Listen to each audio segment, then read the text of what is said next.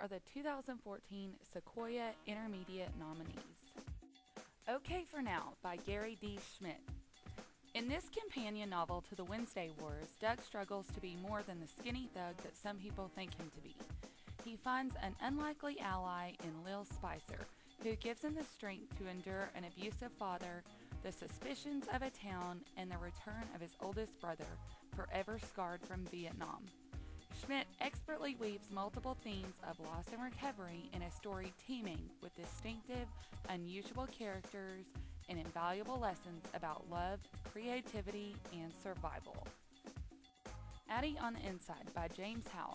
The Gang of Five is back in this third story from Paintbrush Falls. Addie Carl, the only girl in the group of friends, is outspoken, opinionated, and sometimes a bit obnoxious. But as 7th grade progresses, Addie's not so sure anymore about who she is. It seems her tough exterior is just a little too tough, and that doesn't help her deal with the turmoil she feels on the inside as she faces the pains of growing up. Told in elegant, accessible verse, Addie on the Inside gives readers a look at a strong, smart, and sensitive girl struggling with the box society wants to put her in. Addie confronts experiences many readers will relate to: the loss of a beloved pet, first heartbreak, teasing, but also friendship, love, and a growing confidence in oneself. Charlie Joe Jackson's Guide to Not Reading by Tommy Greenwald. Charlie Joe Jackson may be the most reluctant reader ever born, and so far he's managed to get through life without ever reading an entire book from cover to cover. But now that he's in middle school, avoiding to read isn't as easy as it used to be. And when his friend, Timmy McGimby, decides that he's tired of covering for him, Charlie Joe finds himself resorting to desperate measures to keep his perfect record intact. Dead End in Norvelt by Jack Gontos.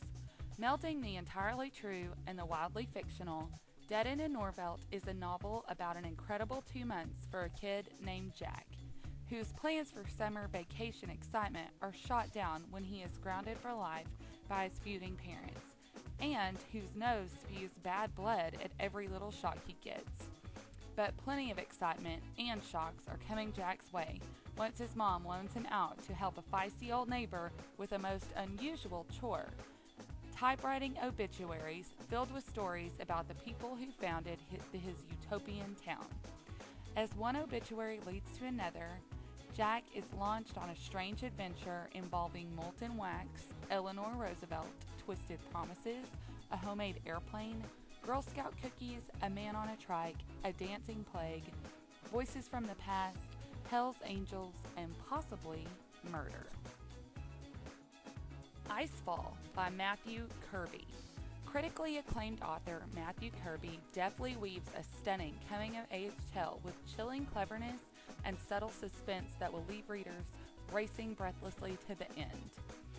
Trapped in a hidden fortress tucked between towering mountains and a frozen sea, Solveig, along with his brother, the Crown Prince, their older sister, and an army of restless warriors anxiously awaits news of his father's victory at battle. But as winter stretches on and the unending ice refuses to break, terrible acts of treachery soon make it clear that a traitor lurks in their midst. Solveig must also embark on a journey to find his own path, yet a malevolent air brings deceit through the fortress walls as the smothering claustrophobia slowly turns these prisoners of winter against one another. Those charged with protecting the king's children are all suspect, and the siblings must choose their allies wisely. But who can be trusted so far from their father's watchful eye? Can Solveig survive the long winter months and expose the traitor before he manages to destroy a kingdom? Between Shades of Grey by Ruta Sepetys. In 1941, Lena and her family are pulled from their Lithuanian home by Soviet guards and sent to Siberia, where her father is sentenced to death in a prison camp while she fights for her life, vowing to honor her family and the thousands like hers. Jefferson's Sons by Kimberly Bradley. This story of Thomas Jefferson's children by one of his slaves, Sally Hemings, tells a darker piece of America's history from an often unseen perspective, that of 3 of Jefferson's slaves, including 2 of his own children. As each child grows up and tells his story, the contradiction between slavery and freedom becomes starker, calling into question the real meaning of life, liberty, and the pursuit of happiness. This poignant story sheds light on what life was like as one of Jefferson's invisible offspring. The Absolute Value of Mike by Catherine Erskine. Mike tries so hard to please his father, but the only language his dad seems to speak is calculus. And for a boy with a math learning disability, nothing could be more difficult. When his dad sends him to live with distant relatives in rural Pennsylvania for the summer to work on an engineering project, Mike figures this is his big chance to prove himself. But when he gets there, nothing is what he thought it would be. Instead of an engineering assignment, he finds himself part of a town-wide project to adopt a boy from Romania while working alongside his wacky 80-something-year-old aunt, a homeless man, and a punk rock girl. Mike might not learn anything about engineering, but what he does learn is far more valuable. Peter Nimble and His Fantastic Eyes by Jonathan Auxier.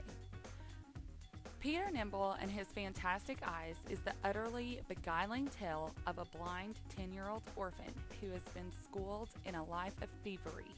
One fateful afternoon, he steals a box from a mysterious traveling haberdasher, a box that contains 3 pairs of magical eyes. When he tries the first pair, he is instantly transported to a hidden island where he is presented with a special quest to travel to the dangerous vanished kingdom and rescue a people in need. Along with his loyal sidekick, a knight who has been turned into an unfortunate combination of horse and cat, and the magic eyes, he embarks on an unforgettable, swashbuckling adventure to discover his true destiny. Michael Vey, The Prisoner of Cell 25 by Richard Paul Evans. My name is Michael Vey, and the story I'm about to tell you is strange. Very strange. It's my story. To everyone at Meridian High School, Michael Vey is an ordinary 14-year-old. In fact, the only thing that seems to set him apart is the fact that he has Tourette's syndrome. But Michael is anything but ordinary. Michael has special powers, electric powers. Michael thinks he's unique until he discovers that a cheerleader named Taylor also has special powers. With the help of Michael's friend Austin, the 3 of them set out to discover how Michael and Taylor ended up this way. But their investigation brings them to the attention of a powerful group who wants to control the electric children, and through them, the world. Michael will have to rely on his wits, powers, and friends if he's to survive. The Running Dream by Wendelin Van Draanen. Jessica thinks her life is over when she loses a leg in a car accident. She's not comforted by the news that she'll be able to walk with the help of a prosthetic leg. Who cares about walking when you live to run? As she struggles to cope with crutches and a first cyborg-like prosthetic, Jessica feels oddly both in the spotlight and invisible. People who don't know what to say act like she's not there, which she could handle better if she weren't now keenly aware that she'd done the same thing herself to a girl with CP named Rosa, a girl who is going to tutor her through all the math she's missed, a girl who sees right into the heart of her. With the support of family, friends, a coach, and track teammates, Jessica may actually be able to run again. But that's not enough for her now. See, she doesn't just want to cross finish lines herself. She wants to take Rosa with her. The Revenant by Sonia Gensler. When Willie arrives in Indian Territory, she knows only one thing. No one can find out who she really is.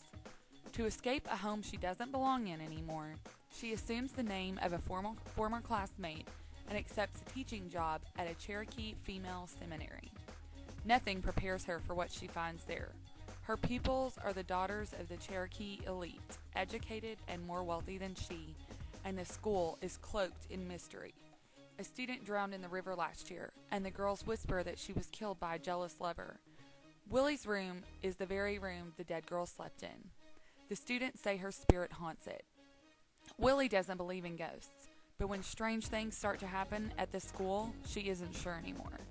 She's also not sure what to make of a boy from the nearby boys' school who has taken an interest in her. His past is cloaked in secrets. Soon, even she has to admit that the Revenant may be trying to tell her something. The Summer I Learned to Fly by Dana Reinhardt. Drew's a bit of a loner. She has a pet rat, her dead dad's book of lists, an encyclopedic knowledge of cheese from working at her mom's cheese shop, and a crush on Nick, the surf bum who works behind the counter. It's the summer before 8th grade, and Drew's days seem to be like business as usual, until one night after closing when she meets a strange boy in the alley named Emmett Crane. Who he is, why he's there, where the cut on his cheek came from, and his bottomless knowledge of rats are all mysteries Drew will untangle as they are drawn closer together, and Drew enters into the first true friendship and adventure of her life. The Scorpio Races by Maggie Stiefvater. Some race to win, others race to survive. It happens at the start of every November, the Scorpio Races. Riders attempt to keep hold of their water horses long enough to make it to the finish line. Some riders live, others die. At age 19, Sean Kendrick is the returning champion. He is a young man of few words, and if he has any fears, he keeps them buried deep where no one else can see them. Puck Connolly is different. She never meant to ride in the Scorpio Races, but fate hasn't given her much of a choice, so she enters the competition, the first girl ever to do so. She is in no way prepared for what's going to happen. Under the Mesquite by Guadalupe McCall. As the oldest of 8 siblings, Lupita is used to taking the lead and staying busy behind the scenes to help keep everyone together. But when she discovers Mamie has been diagnosed with cancer, Lupita is terrified by the possibility of losing her mother, the anchor of her close-knit Mexican-American family.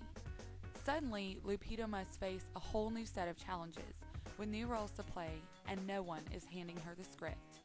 In the midst of juggling life as a high school student, testing her wings as an actress, and dealing with friends who don't always understand, Lupita desperately wants to support Mamie in whatever way she can. While her father stays with Mamie in an out-of-town clinic, Lupita takes charge of her siblings. As Lupita struggles to keep the family afloat, she escapes the chaos of home by riding in the shade of a mesquite tree. Overwhelmed by change and loss, she takes refuge in the healing power of words. Remember, you only have to read 3 books to vote, so let's get started.